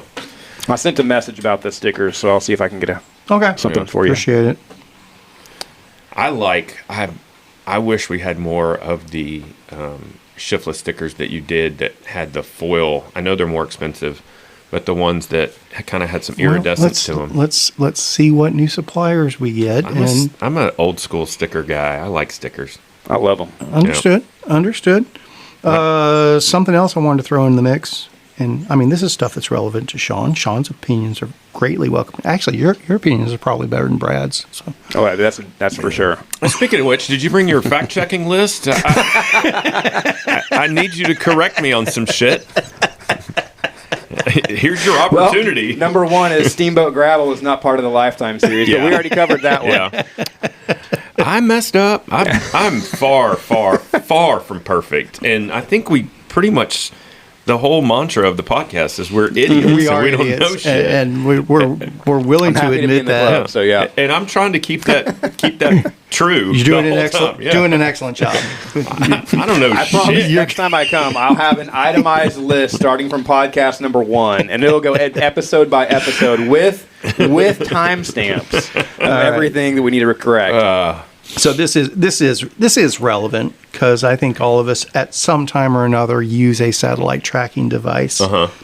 There is a new Garmin satellite tracker out, and they have come out with new pricing for their satellite plans. And they actually reduced prices, didn't they? Basic, kind of yes, kind of no. Yeah. They took away the yearly fee for the people that were, where you can turn it off and on throughout the year, sort of thing. I mean, and that was the thing. And I applaud them for that. Yeah. But they kept the monthly they raised the monthly for the people that were paying for the full year, not with the shutdown, to basically what the month-to-month charge is. I would guess that the majority of the customers were turning them off and were getting frustrated like me of having to pay $35 or $40 a year just to have the device and be able to use it. That's what I have.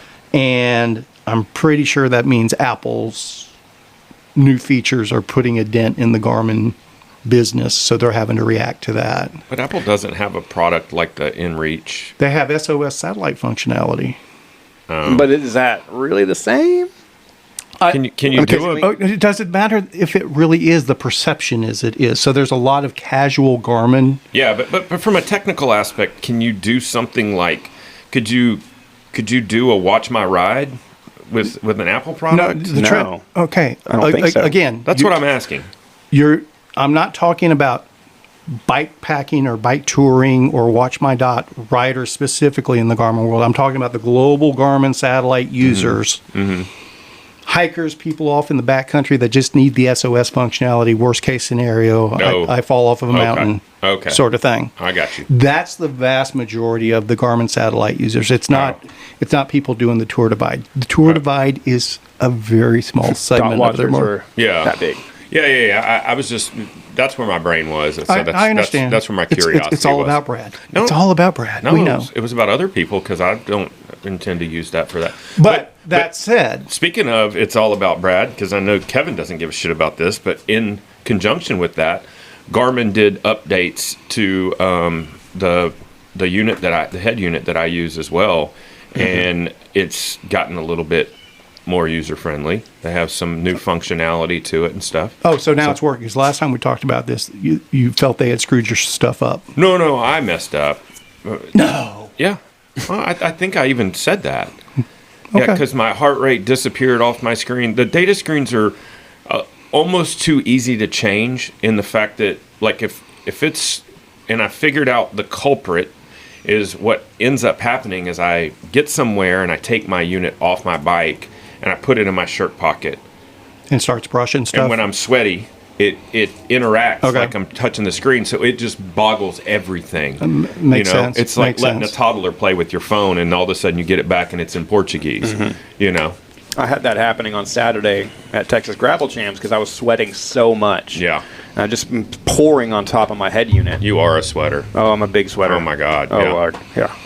But I saw that Morton Salt offered you. I got a contract offer for Morton Salt. DFW Series, sponsored by Morton Salt. You need to have a jersey that looks like that. Brad's got a Morton Salt logo skateboard deck on the wall. That's funny.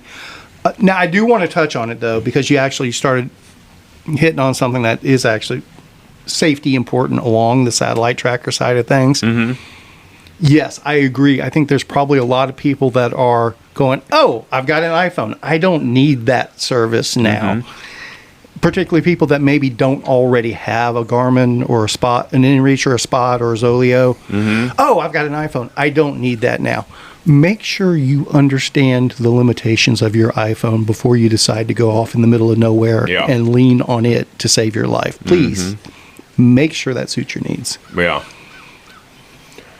Well, I was also going to add with Spot, being one of the big competitors of the InReach.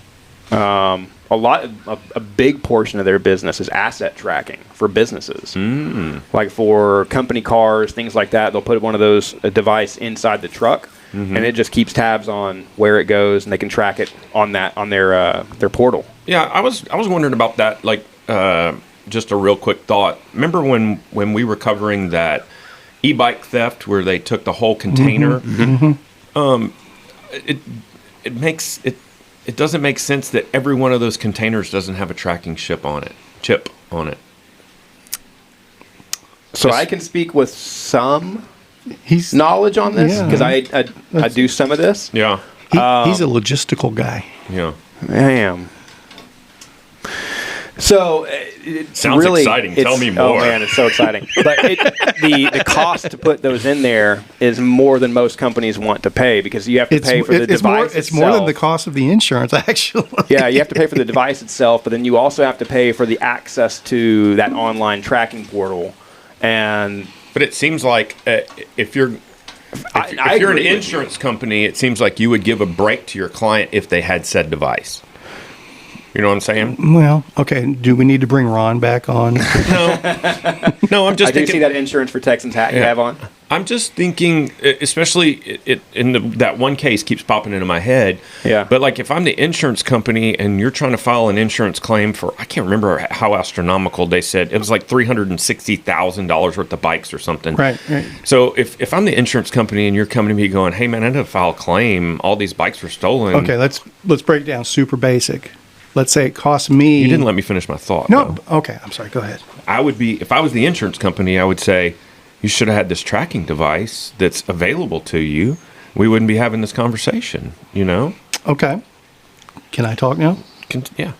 Okay. So let's say I am the container, the contents of the container provider. Mm-hmm. My insurance cost me $1,000 without any tracking device. Mm-hmm. Okay. And is that how does that break down? Is that a month, a year, no, for or that, per for trip? For that load, It's trip-based insurance. That load, my insurance for that load, that container is $1,000. Let's just round number, but I don't think that's too far off, quite frankly. Depends on what the contents are. Mm-hmm. If the insurance company goes, all right, we can give you a break if you have tracking on it. Mm-hmm. It'll only be $750. Uh-huh. But it cost me $600 to put the tracking on. Per trip? Sure. Because I got to buy the device. I got to pay for the data collection service, however that goes about.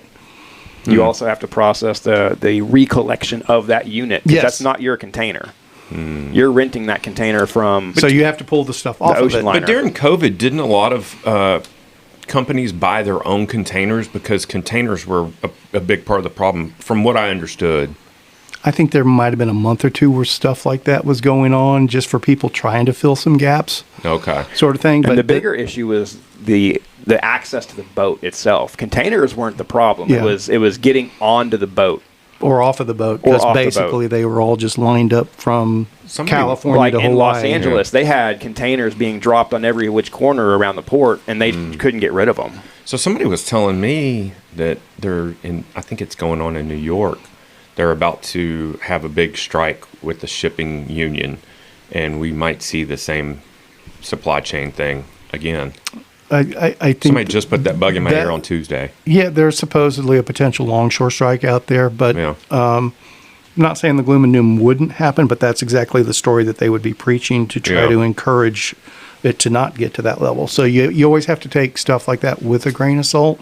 And those are regular occurrences. That happens every year at some port in the country. There's always a threat like that? Every single year. That's just part of the negotiation tactics. I have a buddy that lives in Austin that him and his wife work on container ships. I met them at one of your dinners. Yeah. Yeah. So he works on the biggest container ship that sails right now, and he is the lead engineer on there. And I can't even remember how astronomical the amount of containers is they can carry on this thing. It's something ridiculous. I want to say it's 40, maybe 80,000 containers. It's tens of thousands. It's insanity. And when stuff like that loses a container, they usually lose hundreds of containers at a time. Yeah. But he's on the ship, I want to say 300 days a year or something ridiculous. I couldn't It's do that. crazy. I couldn't do that. I mean, they're gone for 30, 45 days at a time. I'm like, dude. But at least their schedules mesh. Yeah. So it's wild. I'd love to sit down and talk to him about just logistics, not for a podcast, but just logistics of how all that happens. I mean, load and unload that thing has got to be a week-long event, you know. But so tell us what you were going to tell us about your knowledge of the logistics. And I mean, I guess at this point, it doesn't make financial sense to put a tracking device on your container. Like you said, if the container doesn't belong to you, then you have to put it there, access the information. You have to retrieve the unit. But I mean, if you're putting 400 bikes in there, why not just throw one in one of the bike boxes? You know, that's part of your shipment. You know, I mean, there's got to be ways around it. I mean, there's definitely ways around it. You can. Yeah. It's very doable. I would think if I had $250,000 worth of product in a shipping container, I would want something more than a handshake going, we'll get it there for you. You know, keep in mind, though, if the satellite tracker is in a container, it's not going to be putting out a signal. Oh, yeah, that's true. What does that bird want? The bird's trying to tell you about it. That bird going, you dumb, Brad. You dumb. Not dumb, just an idiot. As a reference point, if my company did declared value on insurance for like a shipment. Jesus. Wow. Acorns. Yeah, we had an acorn fall right on top of us. It's this bird here knocking acorns on us. The bird's pissed at us. Yeah. So for $250,000, it would be a $1,500 surcharge. Oh, for tracking. No, that's just for declared value on insurance. That's your insurance. That's the insurance. So you weren't far off at all. Yeah. You're not as much of an idiot as you pretend to be. Just by 50%. That is wild. I mean, I guess it makes sense. And hell, it's really not that expensive if you think about it. $1,500 to insure $250,000 for a trip. I mean, think about when you go to the post office and you mail something and you declare the value at $35 and they charge you $3 for insurance. I mean, makes sense. You know, that's normally the post office seems like 10%. Yeah. That's minimal. I can't remember the last time I went to a post office. There's something nostalgic about going to the post office for me. Okay. I like mixing it up with the blue hairs. Bad. What do you mean? I hate post offices. Oh. Post offices and banks. I try DMVs, all of those. Yeah. I try everything possible to stay away. So what's next for McAfee? What are we doing? You going to take over the world, or are you going to trying? Are you going to do another rat run? Oh God! Or was that a one and done? Like you just had enough, and you're like, F this, I'm not doing it again. No, I'm going to do it again one day for sure. I'm planning on doing it next year. I know. 2025. I would love to go give that another run. That's one of my fondest memories and also one of my worst. Like, I hate that I didn't finish it. Yeah. But you learned a lot, right? Oh my God. Yeah. Yeah. Oh, I definitely agree you made the right call. Especially, I mean, without too much detail, but headspace and everything else, I think you made the right call. And I think you probably avoided future injuries. But it was one of my fondest moments of that year was coming out as a group and picking you up at one point and riding with you. It was awesome. Yeah, it was so cool. And I would very much so hope that when I'm on my rat trip that at least one or two of my buddies come and does something like that, because it was cool for me, and I just thought it had to be super cool for you, you know, just to have an oasis of friendship in the middle of this long, arduous task, you know. It was really cool. And it was cool to see you, how mission-oriented you were. Like it's a different process when you're on that. But I want to give it another go. It won't be this year. Yeah. Like I'm struggling right now with time management. Yeah. You know, full-time job. Daddy. Being a dad and a husband. Trying to ride my own bike. Yeah. And then all the DFW series stuff that we do on the side. And that's where I was going. So where are we at with DFW series stuff? Are you doing stuff right now, or is it coming, or what is going on in DFW series world? A lot. So we're doing right now. We finished our summer series, and I basically have kind of shut things down mentally. Except for Ray Porter, we have Ray Porter coming up. Hold on. Oh yeah. Hold on. So I've shut things down mentally on my end as far as like the advertising and promotion and stuff like that. Because our next event that we promote and host is not until Rudolph's Revenge in December. Yeah. But we've got. A string of contract timing events. So, like tonight, I'm going out to run a packet pickup for a trail running fundraiser that's going to happen at Irwin Park this weekend. They're going to have roughly about 300 to 350 people out there. And we'll run the timing for Saturday and Sunday's events out there. We've got Ray Porter the next weekend. We've got the Dorber race at 4R Ranch on October the 20th. So we've got a whole bunch of we got a whole bunch of contract timing stuff that we're trying to help pay some bills, bring in a little extra revenue and to keep our weeknight stuff going. Yeah. And I think we may have some involvement in the weeknight and cyclocross stuff that happens this fall. Oh, that'd be cool.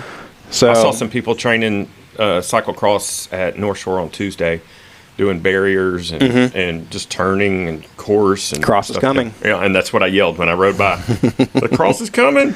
So we've got there's a lot going on right now, but I took the mental space to just disconnect, focus on family and some of my own stuff. Yeah. And then all these contract gigs. Yeah.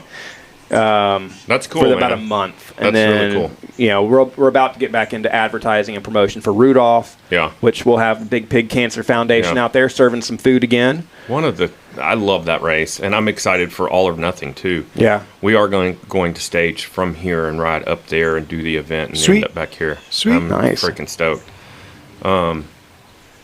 Before I forget, please tell Amada I said hi. She told me to give both of y'all a hug. Oh, okay. So, She's Amada so awesome. will be very pleased. She's so awesome. Much better than he deserves. Big time. Dude. But we can all say that. Yeah, I think there's something in the cycling community.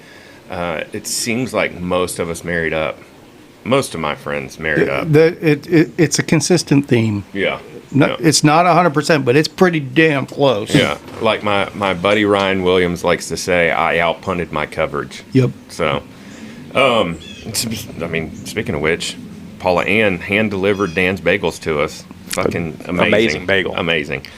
I need to start wrapping this up, so I just wanted to... Yeah. I've got a lunch gig with Mr. Tyler Hancock today. So timing, but what about big events that are hanging on your calendar? Yeah, what's next on your to-do list for yourself? Yeah, I mean, for me to participate. Yeah, you just broke off Gravel State Championship of Men. Like, how do you follow that up, Shawn McAfee? I think I'm retiring. Are you? Yeah, I'm done. Go out on top. Hang the shadow box the jersey. I'm never going to reach this level again, guys. I'm done. Shadow box the jersey and hang it in the media room and just polish it. That's right. I don't think I have anything on my calendar right now. I mean, there's literally not a single event where I'm like, yeah, I'm doing that. Well, here's coming up. I guess in a very selfish fashion, this is my curiosity level, and not to compare you to Justin Cary, but do you have any aspirations of going and doing like Unbound XL or the Mega Mid-South or something, East Texas Showdown, or something that's in that 300, 400, 500 mile range? Is that even on your radar, or are you more focused on like cross country, quote unquote shorter format gravel, like in the 100-mile range? Or what really makes you tick in that realm? I am not interested in the 300, 350 mile plus events. I think that's outside of my ballpark. So I did it when we did Wood Ape Ramble this year. Knocked that off in one day.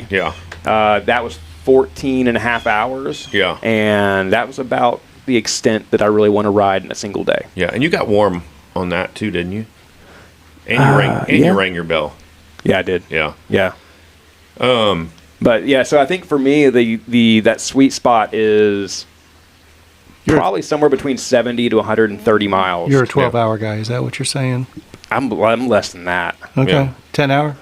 Probably less than that. Well, he's got to be in bed by 8:30. Yeah. So, I if you can start at 4:30 in the morning, Right, he's good. right. You know, if Kevin could put on an event that started at 4:30 in the morning, McAfee would be all about Race it. Across Texas does start at 4:30 in the morning, Yeah. I think, if I remember correctly. Nah, well, it depends. It depends when they want to start. They agree on whatever their starting time is for the group to start. I think you should do it more like the Barkley marathons.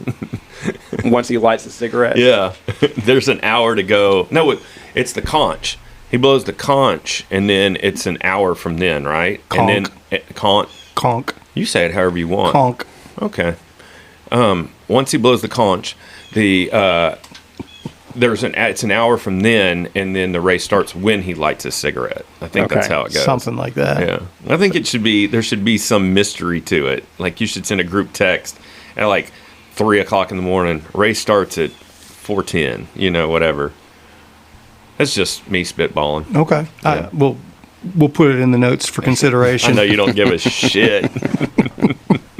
But I do plan on being there next year. I want to see what it's about. I want to come do my own thing, and Oh, wait. Here's something exciting. I'm gonna bike pack it. Lincoln Park's coming to Dallas Who gives a flying flipping fuck?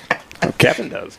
on November the 8th. Damn it! I did. There is this super hot emo chick, goth heavy metal girl that I follow on Instagram, and she was playing a Linkin Park song, and she was giving it credit. That girl Emily, I guess, is doing a good job. And just for giggles, because I really don't give a shit, but I guess I'm lying because I read some comments, and the overwhelming thought process was it doesn't make sense for them to keep the same name and have a different lead singer, and then it's not cool in this realm. This is what people were espousing. Sure. They don't think that she should be doing their old songs. They were saying they either need to do new songs with the new singer, or they should have changed the name of the band and done their own thing. And I don't think anyone's ever done that, though. I mean, Yeah. AC/DC didn't do that. I was about to say, that's like Yeah, Foreigner. 50 years of Foreigner? bands that don't do Doesn't that. Foreigner have that new? Who's got the Asian lead singer? Oh, that's Journey. Journey. Same band, right? Well- Foreigner, Journey, same band. Well, okay, Van Halen. Van Hagar. Exactly. Yeah. But they did all the old Van Halen songs and everything. Yeah. I mean, the only But the they only got drugged through the mud for it. Everybody, most people hate Van Hagar, love Van Halen. their most successful albums and their biggest success was during the Van Hagar era, believe it or not. Yeah. So I'm not saying it's right or wrong. I'm just saying that's yes, there are people that are saying things like that, but that's the squeaky wheel type stuff that we always talk about on a regular basis. But really, who gives a shit? Are you going to see Linkin Park when they come to Dallas? No, because I'm going to be Okay. in Terlingua. Then who gives a shit?